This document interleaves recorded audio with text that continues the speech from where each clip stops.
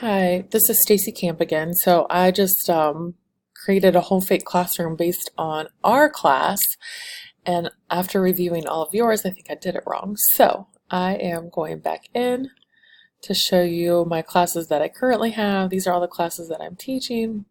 And so if we just go into one of them, say my Innovation Entrepreneurship DECA class, here are my announcements. I don't know that any of you will have access to this unless you're a Southwestern City employee, but anyhow, here's my announcements. There's a survey that they needed to do.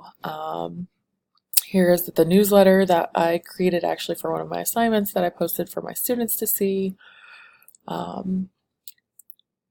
Here's a video that shows them how to go in and register for a virtual business challenge in my announcements. If you go into Classwork, these are organized by, we have advisory, there's syllabus, Unit 1, stock market game, Unit 2, DECA competitions. Here are all of the people, students in my class, and their emails and their parents' email. The gradebook is also in here. I actually don't use this, and the only reason I don't use this is because I also have to put it into Infinite Campus. So it's kind of silly to grade in two different places, so I really just put the grades in Infinite Campus.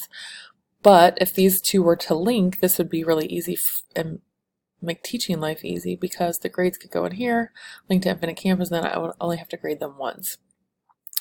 So that's kind of an overview of my Google Classroom and all of the things that we have used in this classroom and how they're relevant.